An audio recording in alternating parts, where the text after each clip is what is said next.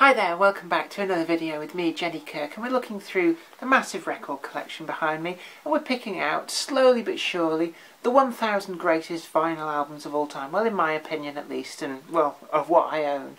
But I thought we'd go a little bit more chilled out with the next 6 that I've picked. And the first one I've picked is quite an old one, from the 1980s, 1983, and this is Clannad. A very, very successful Irish group, been going since the early 70s, and actually, well, they're still on the go at the moment, but they're an all-family group, aunts, uncles, cousins, nephews, that sort of thing.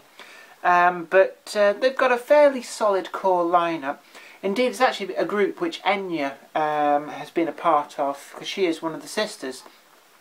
But this particular album I've picked out because it is a particularly good one. And we've got Theme from Harry's Game, I See Red and Newgrange on this album. It only comes in a plain white sleeve inside. There's no liner notes or anything. But this is kind of how albums used to be. There's just a band picture on the back. So we've got Mary Brennan, Paul Brennan, and the rest of them. Kieran, Noel, Paul, Mary and Patrick. I think that's how you pronounce their names. But the names are spelt in the Irish Gaelic spelling, so if I am completely and utterly crucifying their names, then I do apologise. But it is a good album. It's one which really kind of got me into Clannad all those years ago. I first discovered them with a copy of this album, and I went on to build up quite a good collection, but I've picked this one out as the first of our set. Now, sticking with the 1980s, I've picked a group called the Cocteau Twins, and this particular album I think is head and shoulders above any of their others that they've done. They were still recording right up until I think about 1995, because I do have an album from that period, but this comes from a lot earlier. I'm going to pull out the inner sleeve here because unlike the Clannad album, we've actually got some bit of design work on there.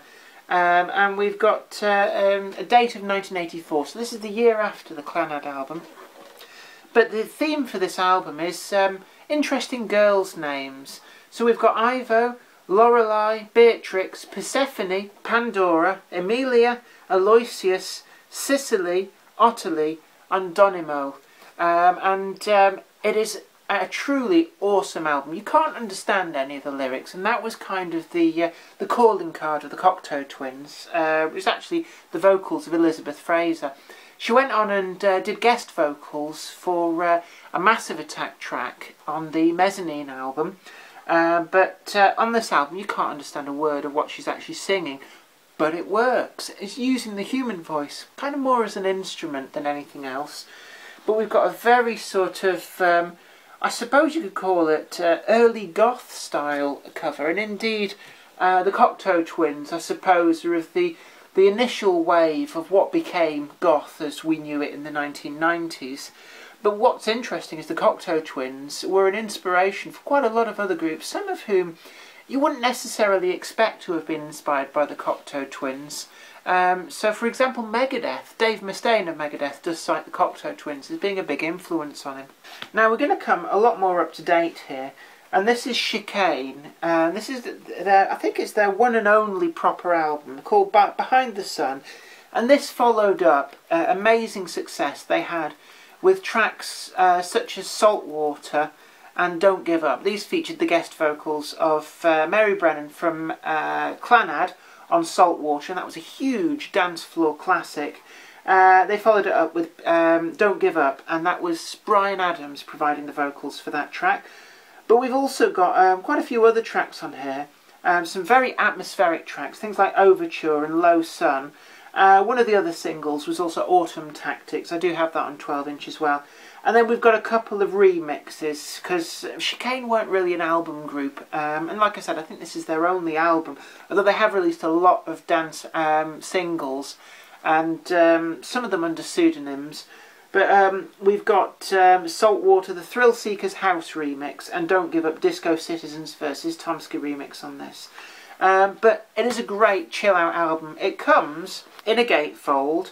The inner cover pictures actually were provided by Bryan Adams, who's a keen photographer, but it's on 3 discs, so each disc is effectively like a 12-inch single, giving you pretty reasonable sound quality on that.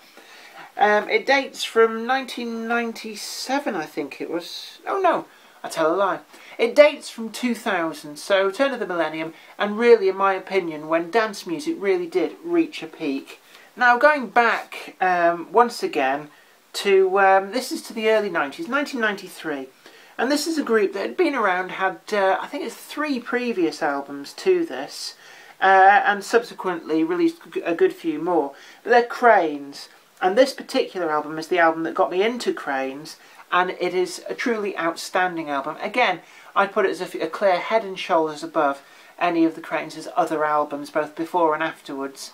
And we've got some sort of strange, ethereal sounding track listings like Everywhere, Cloudless, Jewel, Far Away. The vocal talents in this group provided by a lady by the name of Alison Shaw. And when she sings, she sounds like she's quite a talented 9-year-old singing. She is a good deal older than that, but if you listen to some Cranes tracks, and I do recommend tracks such as Everywhere, go look it up on YouTube, have a listen, you'll see what I mean. But it is a truly awesome album. And I bought this when I was really big on music in a big way, in the sort of late 1990s. I bought it about 97, 1998. And it really did open my eyes to a lot of other groups that were around at that time, and this style of music.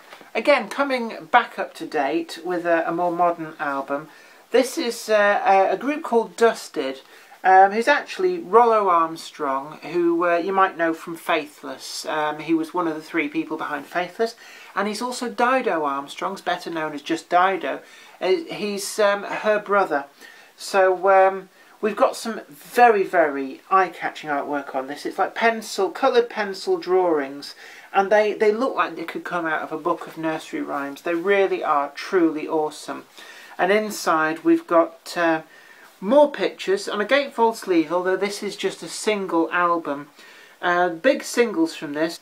Always Remember to Respect Your Mother. It was a big Ibiza hit in the sort of the sunset genre.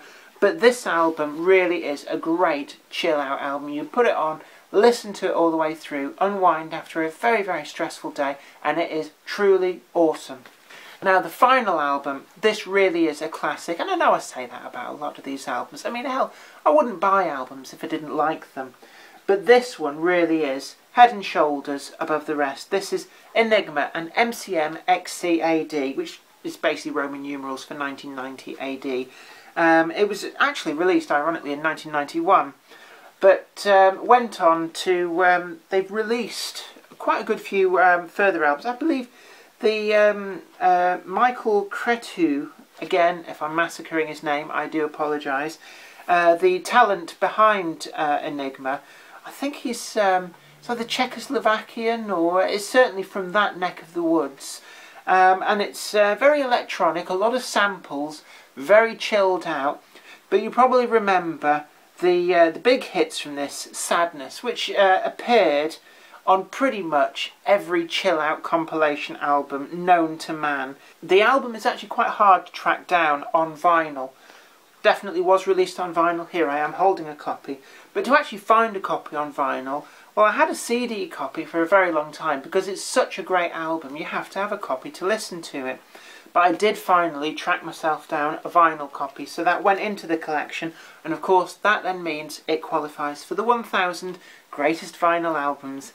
And there you are, another 6 awesome albums to add to the collection. So, well, until next time, you take very good care of yourself. Don't forget to share this video, like it too, and keep on spinning those vinyl discs, because you know you want to. The sound quality is awesome, the tactile feel is awesome, and the aesthetics are really quite good, actually. Anyway, take care of yourself. Bye for now. The vocal talent behind this group, I can't off the top of my head remember her name, so I'll see if it's listed and then I can pretend that I know.